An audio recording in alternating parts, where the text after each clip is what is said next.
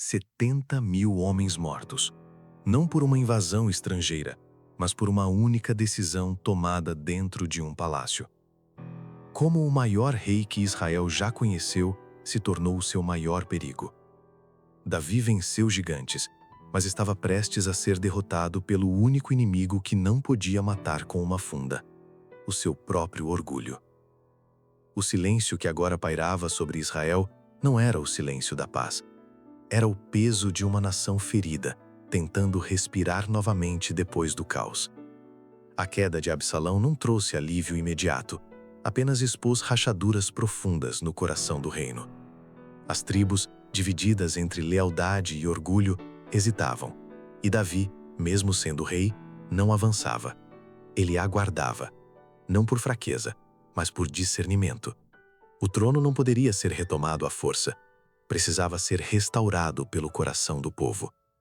Mas enquanto Judá finalmente se movia para trazê-lo de volta, algo sombrio crescia nas sombras: a inveja das outras tribos.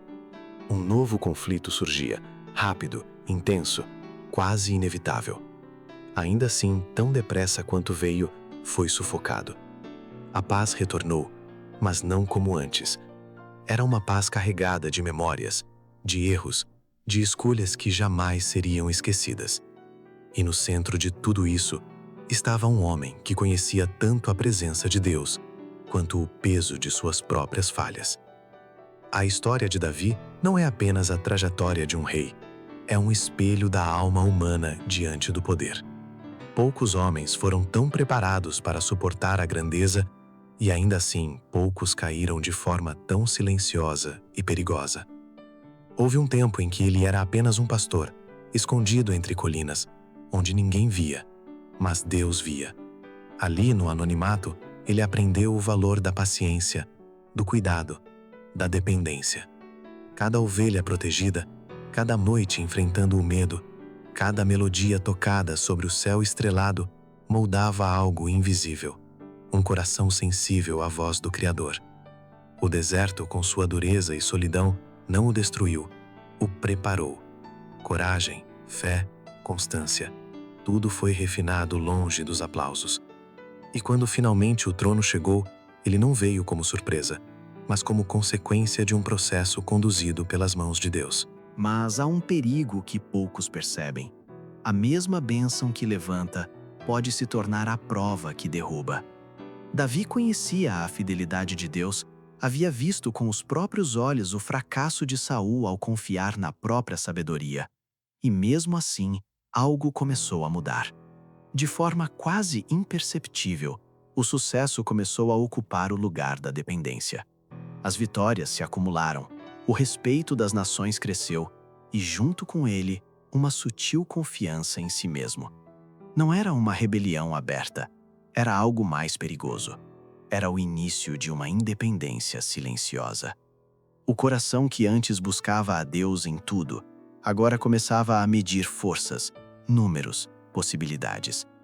E foi nesse espaço, pequeno aos olhos humanos, mas profundo no mundo espiritual, que o inimigo encontrou acesso.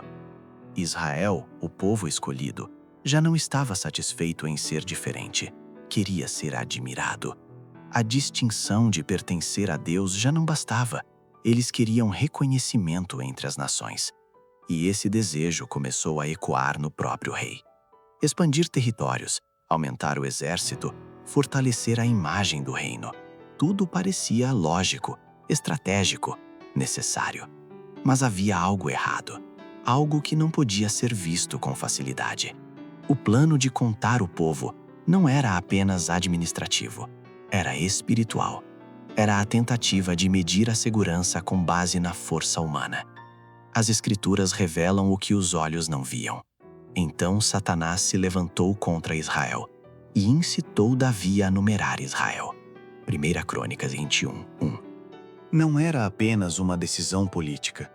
Era uma batalha invisível sendo travada dentro do coração do rei. Mesmo diante da resistência, Davi insistiu. Joabe, homem acostumado à guerra, não temeu confrontar o rei. Havia algo naquele pedido que não parecia certo. O Senhor acrescente ao seu povo 100 vezes tanto como é. Por que procura isto, meu Senhor? Mas a voz da razão não foi suficiente. Quando o orgulho encontra espaço, ele silencia conselhos, ignora alertas e avança. A ordem foi dada. O povo foi contado.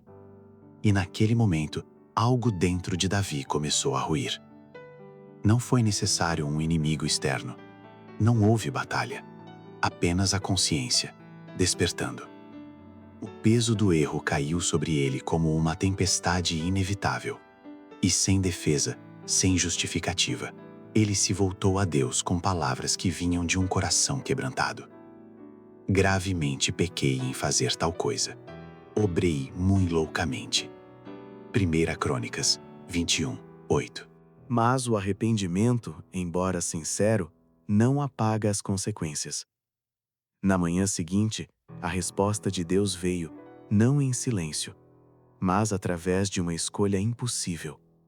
O profeta Gade trouxe palavras que fariam qualquer rei estremecer.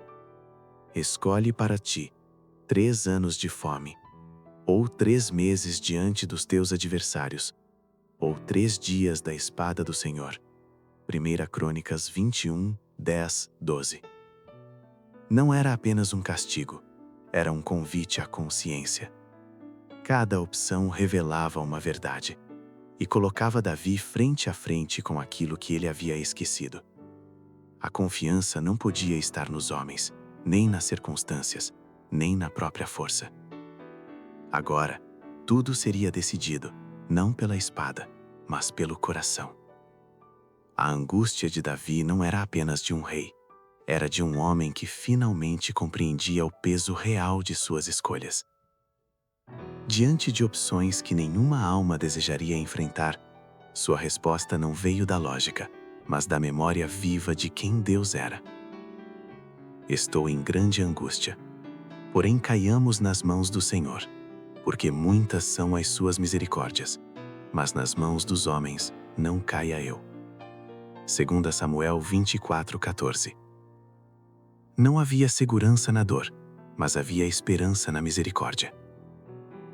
E assim, a decisão foi tomada. Não para fugir da consequência, mas para confiar, mesmo em meio ao juízo. Era um salto de fé, no momento mais escuro de sua vida. Então veio o golpe. Silencioso, rápido, implacável. A pestilência se espalhou pela terra como um vento invisível, levando vidas, interrompendo histórias, quebrando famílias. 70.000 homens caíram em Israel. Não houve espada visível, não houve batalha para lutar. Apenas o peso da justiça divina atravessando a nação. E enquanto o povo caía, Davi viu o que poucos olhos humanos já contemplaram. Entre a terra e o céu, uma presença terrível e majestosa, o anjo do Senhor, com a espada desembainhada, estendida sobre Jerusalém. Naquele instante, o invisível se tornou real. O juízo não era mais uma ideia, era uma realidade prestes a atingir o coração da nação. Diante dessa visão, não houve orgulho, não houve justificativa, apenas rendição. Davi e os anciãos se cobriram de sacos e se lançaram com o rosto em terra. O rei, que um dia contou homens como números, agora via cada vida como preciosa diante de Deus. E com o coração rasgado, ele clamou: Não sou eu o que disse que se contasse o povo? E eu mesmo sou o que pequei, e fiz muito mal. Mas estas ovelhas que fizeram? Ah, Senhor meu Deus, seja a tua mão contra mim e contra a casa de meu pai, e não para castigo de teu povo. Não era apenas arrependimento, era intercessão. Pela primeira vez naquele momento, Davi não estava pensando em si, mas no povo que sofria por causa de sua falha. Mas havia uma verdade mais profunda sendo revelada. O pecado nunca é isolado. O povo que agora sofria também havia alimentado o mesmo espírito que levou o rei à queda. O orgulho, a busca por grandeza, o desejo de ser como as outras nações, tudo isso já estava presente em Israel. E assim como no passado, Deus permitiu que o pecado de Absalão revelasse o coração de Davi, agora o erro de Davi expunha o coração da nação. Não era apenas disciplina, era revelação. Deus não estava apenas punindo, estava trazendo à luz aquilo que precisava ser confrontado. E então, no momento exato, o juízo parou. O anjo interrompeu seu avanço às portas de Jerusalém, sobre o monte Moriá, na ira de Ornã, o Jebuseu. Ali, onde a destruição cessou, algo novo começou. Por orientação divina, Davi subiu ao monte, não como rei, mas como pecador em busca de reconciliação. E naquele lugar, ele ergueu um altar. Sacrifícios foram oferecidos, orações foram levantadas e o céu respondeu. Fogo desceu, não como destruição, mas como aceitação. O mesmo Deus que havia permitido o juízo, agora mostrava misericórdia. Assim o Senhor se aplacou para com a terra, cessou aquele castigo de sobre Israel. 2 Samuel 24, 25. Quando Ornã ofereceu o lugar como presente, Davi recusou. Havia algo que ele entendia profundamente naquele momento. Adoração sem custo não transforma. Pelo seu valor a quero comprar, porque não tomarei o que é teu para o Senhor, para que não ofereça holocausto sem custo. Cada palavra carregava peso, cada decisão, propósito. E assim aquele terreno foi comprado, não apenas com ouro, mas com arrependimento, dor e reverência. Aquele lugar não era mais apenas terra, era memória, era encontro, era redenção. Ali, onde um dia quase houve destruição, Deus estabeleceria um dos maiores símbolos de sua presença. Mas mesmo com a paz restaurada, o tempo não parava. Os anos cobravam seu preço. Davi, agora com 70 anos, já não tinha a mesma força. Seu corpo enfraquecia, e com isso sua capacidade de acompanhar tudo o que acontecia no reino diminuía. E foi nesse cenário silencioso que a história começou a se repetir. À sombra do trono, uma nova rebelião surgia. Não de um estranho, mas de dentro da própria casa. Adonias, filho de Davi, belo, influente, mas moldado por uma ausência perigosa. Nunca seu pai o tinha contrariado. 1 Reis 1:6. A falta de correção agora revelava suas consequências. Movido pela ambição, Adonias se levantou. Mesmo sabendo da escolha divina sobre Salomão, ele decidiu avançar. E como toda rebelião bem articulada, ele não estava sozinho. Joabe, o comandante marcado por lealdades instáveis, e Abiatar, o sacerdote, uniram-se à conspiração. Era uma aliança construída não sobre propósito, mas sobre interesses. Enquanto isso, uma grande celebração era preparada. Tudo estava pronto para declarar um novo rei, sem Deus. Mas aquilo que parecia certo aos olhos humanos estava prestes a ser interrompido. A fidelidade ainda existia, silenciosa, mas firme. Natã, o profeta, Zadok, o sacerdote, e Batseba, mãe de Salomão, se levantaram. Eles não confrontaram com força, mas com verdade. Diante de um rei envelhecido, trouxeram à memória aquilo que jamais poderia ser esquecido: a vontade de Deus. E Davi, mesmo em sua fraqueza, reagiu, não com hesitação, mas com decisão. Ele não permitiu que seu erro passado definisse o futuro do reino. Abdicou do trono, e naquele mesmo instante, Salomão foi ungido, proclamado, estabelecido. A conspiração caiu. O que parecia forte se desfez. Mas a justiça não foi esquecida. Abiatar foi poupado, mas perdeu sua posição.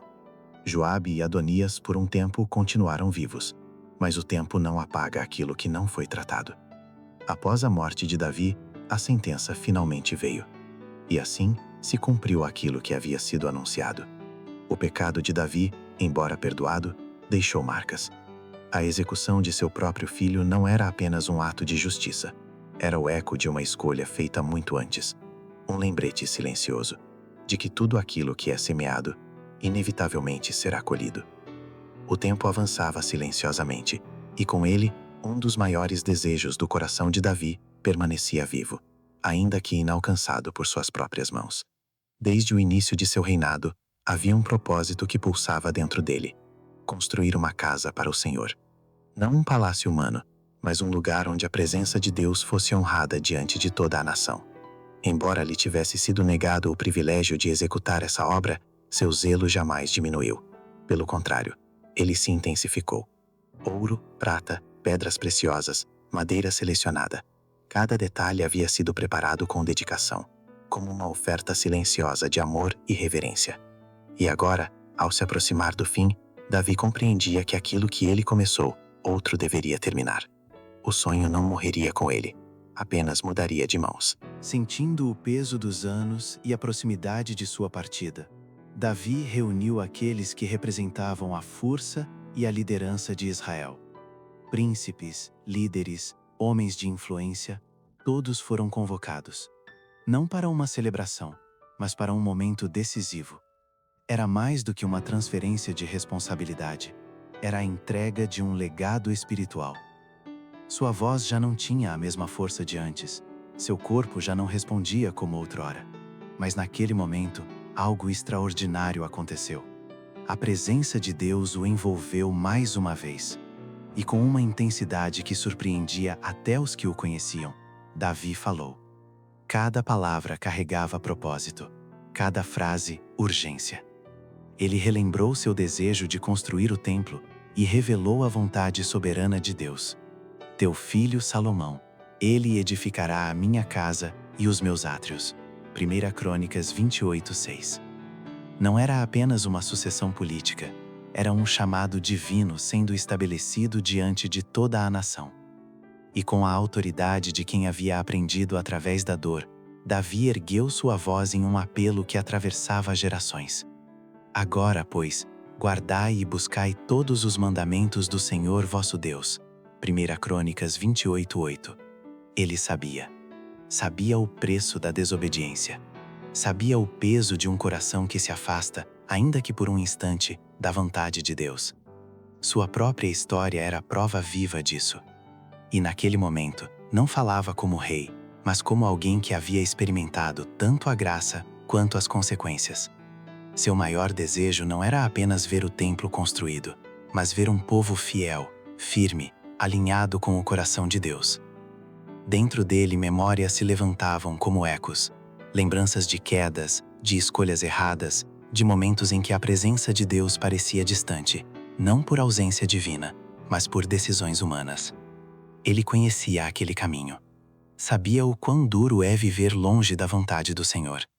E por isso, seu coração se enchia de temor, não por si mesmo, mas por aqueles que viriam depois.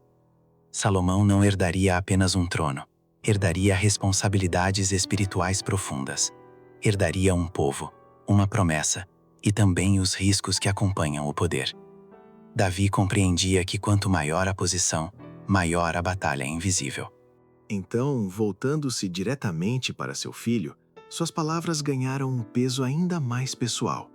Não era um discurso, era um pai falando ao coração de um filho prestes a carregar o destino de uma nação. E tu, meu filho Salomão, conhece o Deus de teu pai. 1 Crônicas 28:9. Não bastava ouvir sobre Deus, era necessário conhecê-lo. Não bastava servir por obrigação. Era preciso um coração perfeito, uma alma voluntária. Porque Deus não observa apenas ações. Ele esquadrinha pensamentos, intenções, desejos ocultos. Se o buscares, será achado de ti. Havia promessa, mas também havia advertência. Se o deixares, rejeitar-te-á para sempre. Era simples, direto, definitivo. Naquele instante, não havia espaço para ilusões. O chamado era claro, a escolha, inevitável. E Davi, com toda a experiência de sua vida, apontava o único caminho que realmente sustentaria Salomão: a fidelidade. Não à tradição, não ao poder, mas a Deus. Porque tudo o que é construído fora disso, cedo ou tarde desmorona. E então, como se estivesse transferindo não apenas instruções, mas coragem, ele declarou: Olha, pois agora, o Senhor te escolheu.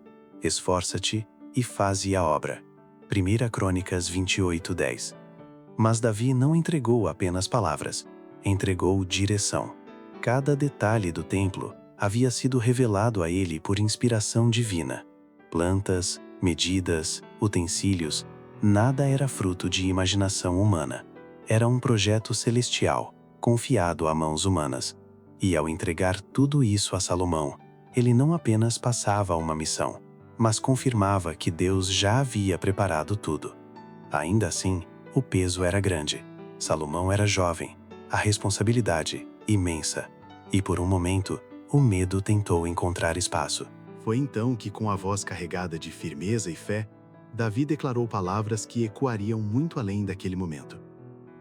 Esforça-te e tem bom ânimo. Não temas, nem te apavores. 1 Crônicas 28:20. Não era um incentivo vazio. Era uma certeza baseada em tudo o que ele havia vivido. Porque o mesmo Deus que o sustentou no campo, no deserto, nas batalhas e nas quedas, seria o Deus que sustentaria Salomão. O Senhor Deus há de ser contigo. Não te deixará, nem te desamparará. E ali, naquele instante, não era apenas um pai encorajando um filho. Era um legado sendo selado pela fidelidade de Deus. Diante da congregação reunida, Davi não falava apenas como rei, mas como alguém que compreendia a grandeza daquilo que estava diante deles. Seus olhos repousaram sobre Salomão, ainda jovem, ainda em formação. E com uma voz carregada de verdade, declarou: Salomão, meu filho, a quem só Deus escolheu, é ainda moço e tenro, e esta obra é grande, porque não é palácio para homem, senão para o Senhor Deus. 1 Crônicas 29:1. Não se tratava de uma construção comum, era algo sagrado, eterno em propósito. E então, ele revelou algo que tocaria profundamente todos os corações ali presentes. Com todas as minhas forças, já tenho preparado para a casa de meu Deus. Não havia reserva, não havia medida. Tudo o que ele pôde fazer, ele fez. Mas não parou aí. De forma voluntária, pessoal, ele entregou ainda mais. Ouro, prata, riquezas que pertenciam a ele, agora colocadas aos pés de Deus. E então veio a pergunta que ecoou como um convite, e também como um teste. Quem, pois, está disposto a oferecer hoje voluntariamente ao Senhor? 1 Crônicas 29:5. Não era uma ordem, era um chamado ao coração. E por um breve momento, o silêncio tomou conta daquele lugar, como se cada alma estivesse sendo confrontada internamente. Mas então, algo extraordinário aconteceu. Um movimento começou, não de obrigação, mas de entrega. Líderes, príncipes, chefes de famílias, todos começaram a responder. Ouro, prata, bronze, ferro, pedras preciosas. Cada oferta carregava mais do que valor material. Carregava intenção, devoção, gratidão. E quanto mais davam, mais desejavam dar. Era como se o ato de entregar despertasse algo mais profundo dentro deles. A alegria tomou conta da congregação. Não era a alegria de quem possui, mas de quem reconhece. O povo se alegrou do que deram voluntariamente, porque com coração perfeito, voluntariamente deram ao Senhor. 1 Crônicas, capítulo 29, versículo 9. E Davi, ao ver aquilo, se encheu de uma alegria que palavras não poderiam conter. Não era apenas pela construção do templo, era por ver um povo alinhado com Deus. Um povo que havia compreendido que tudo o que possuíam não era deles. E então, diante de todos, Davi fez o que um coração verdadeiramente grato sempre faz. Ele adorou. Suas palavras se elevaram como uma canção que atravessava o tempo. Bendito és tu, Senhor, Deus de nosso pai Israel, de eternidade em eternidade. 1 Crônicas 29:10. Cada frase era um reconhecimento, cada declaração uma entrega. Tua é, Senhor, a magnificência, o poder, a honra, a vitória. Nada pertencia ao homem, nada vinha do esforço humano. Tudo, absolutamente tudo, vinha de Deus.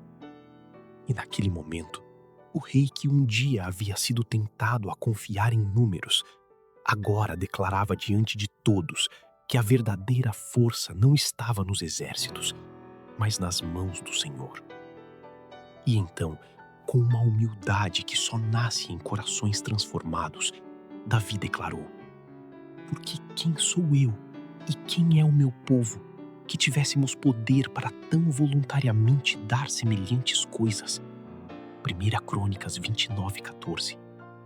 Não havia orgulho, não havia mérito, apenas reconhecimento. Naquele instante, algo invisível estava sendo estabelecido. Deus não estava apenas recebendo ofertas, estava provando corações. Porque cada recurso entregue revelava o nível de amor e confiança que existia dentro de cada um. Aquilo que o homem segura com força revela onde está seu coração, mas aquilo que ele entrega revela em quem ele confia. E naquele dia, Israel mostrou que, ao menos naquele momento, seus corações estavam voltados para Deus. Não por obrigação, mas por sinceridade. O olhar de Davi, então, se voltou mais uma vez para aquilo que mais pesava em seu coração: o futuro. E com uma oração profunda ele clamou: conserva isto para sempre no intento dos pensamentos do coração do teu povo e encaminha o seu coração para ti. 1 Crônicas 29:18. Ele sabia. Momentos como aquele podiam passar, emoções podiam mudar, mas o que ele desejava era permanência, fidelidade constante. Então, sua voz se tornou ainda mais íntima ao interceder por seu filho. E a Salomão dá um coração perfeito. Não riquezas, não poder, mas um coração alinhado com Deus. E como um último ato coletivo de reverência, Davi chamou toda a congregação. Agora louvai ao Senhor vosso Deus. 1 Crônicas 29:20. E eles responderam, não com palavras vazias, mas com entrega. Inclinaram-se, prostraram-se, reconheceram. Era mais do que um gesto. Era uma declaração visível de quem reinava sobre eles. E naquele momento, tudo fazia sentido. O templo ainda não estava construído, mas algo muito maior já havia sido estabelecido. Um povo que reconhecia a soberania de Deus. Mas o tempo não podia ser detido. E à medida que Davi sentia a vida se esvaindo, seu coração ainda carregava um último encargo. Chamando Salomão, ele falou não como rei, mas como alguém que estava prestes a partir. Eu vou pelo caminho de toda a terra. 1 Reis 2:2. Não havia medo, apenas consciência. E então, suas últimas instruções foram diretas, firmes, eternas.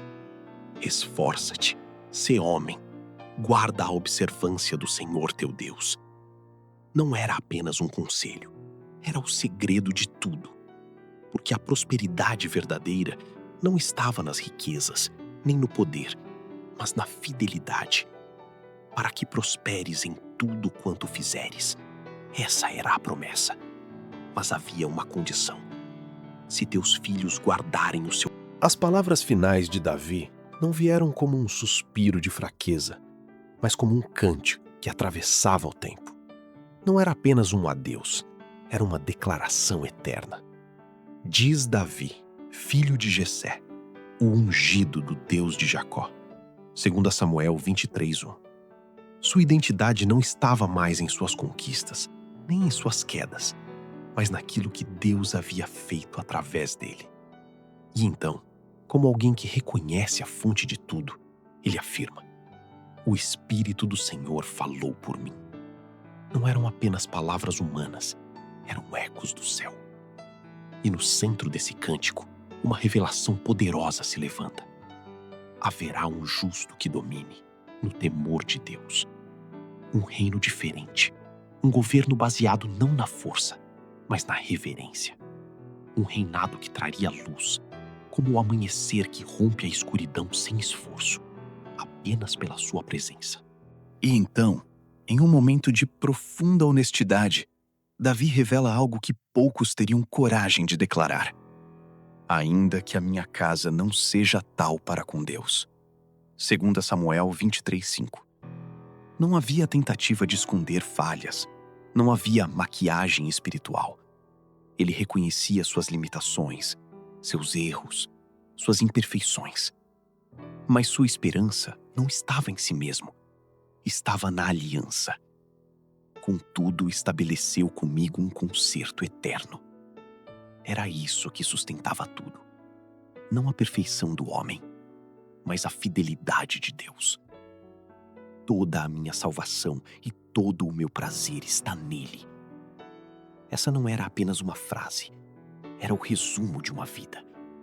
Um homem que caiu, mas encontrou restauração. Que errou, mas foi alcançado pela graça. A trajetória de Davi não foi marcada por perfeição, mas por arrependimento verdadeiro. Sua queda foi grande, visível, dolorosa, mas sua volta foi ainda mais profunda. Porque onde há muito perdão, nasce um amor intenso. Como está escrito, muito lhe foi perdoado, muito amou. Lucas 7,48. E é exatamente isso que torna a sua história tão poderosa.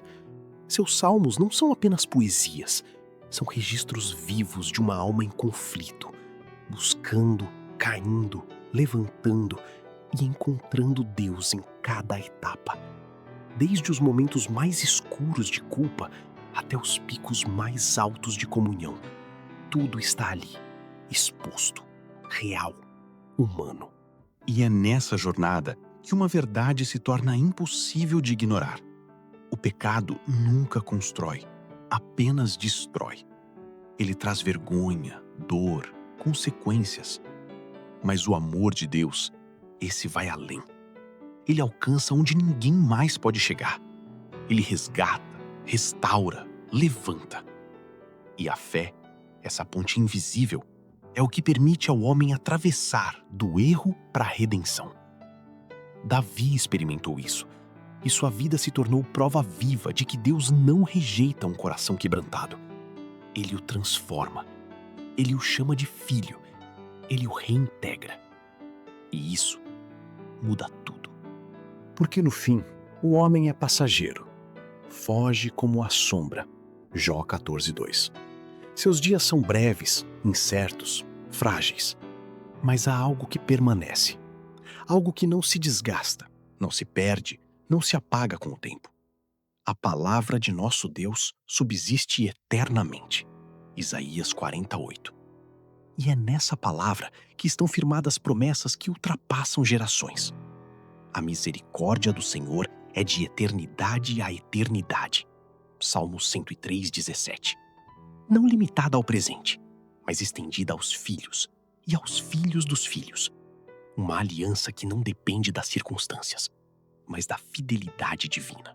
E tudo aquilo que Deus estabelece permanece. Tudo quanto Deus faz durará eternamente. Eclesiastes 3,14. Não há falha, não há erro, não há tempo que possa corromper aquilo que nasce da vontade dele. E foi exatamente isso que ele fez com Davi. Promessas foram liberadas, não apenas para aquele momento, mas para o futuro, para a eternidade. Jurei ao meu servo Davi, Salmos 89:3. Uma aliança selada não por mérito, mas por graça. Uma promessa que falava de um descendente, de um trono, de um reino que não teria fim. E à medida que essas palavras ecoavam, algo maior começava a se revelar.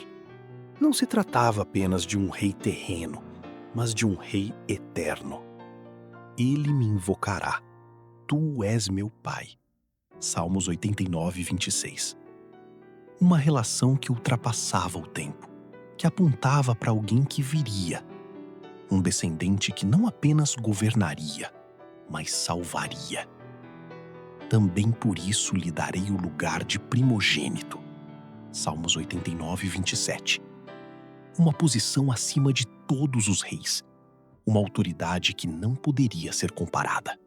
As promessas se expandem, ganham forma atravessam gerações. Dominará de mar a mar. Salmos 72:8. Um reino sem fronteiras, sem limites, sem fim. Justiça para os aflitos, libertação para os oprimidos, paz abundante. Um nome que seria lembrado, celebrado, exaltado. Todas as nações lhe chamarão bem-aventurado. Salmos 72:17. Isso não era apenas sobre Israel, era sobre toda a humanidade. Um plano maior, mais profundo, mais eterno.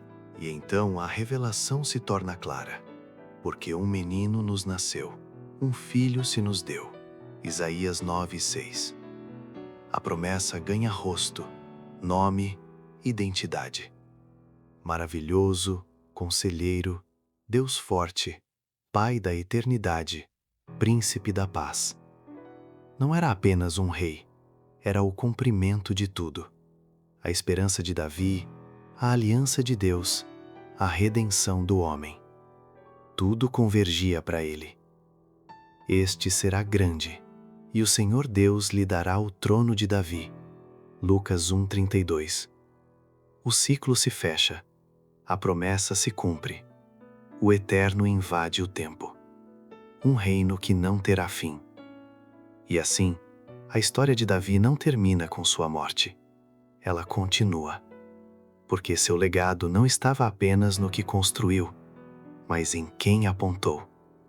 Um rei eterno, que reina não apenas sobre Israel, mas sobre todos os que o reconhecem. O ciclo se fecha, a promessa se cumpre e o Eterno invade o tempo.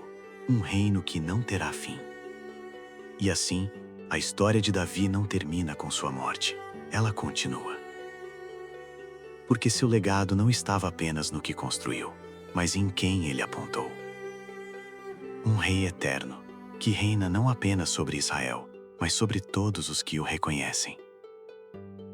A trajetória de Davi nos ensina que, embora nossas falhas sejam reais, a misericórdia de Deus é ainda mais profunda. Ele não busca homens perfeitos, mas corações que, mesmo feridos, escolhem se render à sua vontade. Que essa história não seja apenas um relato do passado, mas um espelho para a sua caminhada hoje. Muito obrigado por acompanhar esta jornada conosco até o fim. Se essa mensagem tocou seu coração ou trouxe uma nova perspectiva para a sua vida, deixe o seu like. Isso ajuda a levar essa palavra a mais pessoas que precisam de esperança. E se você quer continuar mergulhando em narrativas que fortalecem a fé e revelam as verdades das Escrituras, inscreva-se no canal e ative o sininho. Assim, você não perde nenhum dos nossos próximos episódios dessa série épica. Obrigado pela sua companhia, pela sua fidelidade e por fazer parte da nossa comunidade. Que o Senhor te abençoe e te guarde. Nos vemos no próximo vídeo.